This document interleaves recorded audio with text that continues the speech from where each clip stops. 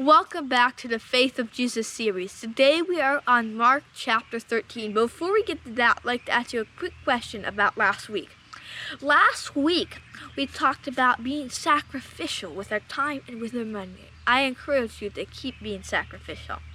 Now let's turn to Mark chapter 13 and verse 9. But watch out for yourselves, for they will deliver you up to councils, and you will be beaten in the synagogues. You will be brought before rulers and kings for my sake, for a testimony to them. And the gospel must first be preached to all the nations. But when they arrest you and deliver you up, do not worry beforehand, or premeditate what you will speak. But whatever is given you in that hour, speak that. For it is not you who speak, but the Holy Spirit. God will give us the words we need to speak in that time. Just like Jesus trusted his Father and had faith in his Father that he would have the words. He shared a lot of words over his lifetime that were uplifting. And even in troubling times before the high priest and stuff, Jesus will give us the words that we need to speak in hard times. And now we're going to turn to verse 32. But of that day and hour no one knows, not even the angels in heaven, not the Son, nor the Son, but only the Father. This is talking about the time when Jesus is going to come again, the day of Jesus coming.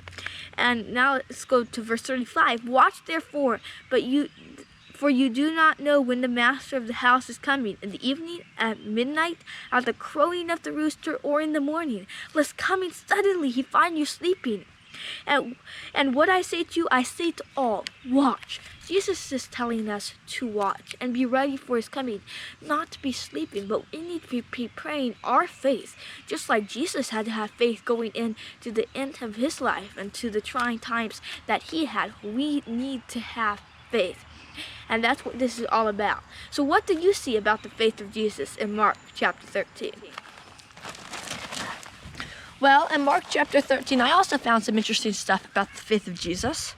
And if we go down to verse 24 with me, but in those days, after the tribulation, the sun will be darkened, and the moon will not give its light.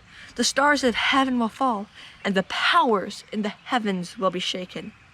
Then they will see the Son of Man coming in the clouds with great power and glory, and he will send his angels and gather together his elect from the farthest part of earth to the farthest part of heaven. Here in this particular part of chapter 13, it's talking about Jesus' second coming, when Jesus is coming back to take his children home. Before that, his followers will go through tribulation. And just like Jesus went through, the only way they will be able to get through that is faith. The faith that Jesus had is what we desperately need. Yes, we need the faith of Jesus. We need to be studying his word, to be praying every day. I challenge you to do that today, to grow your faith.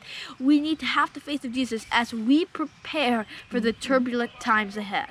So subscribe, turn on your notifications, and don't forget our next episode. Would you like to be encouraged? For amazing stories on prayer, true life miracles, and much more, please visit www.timetogetready.org.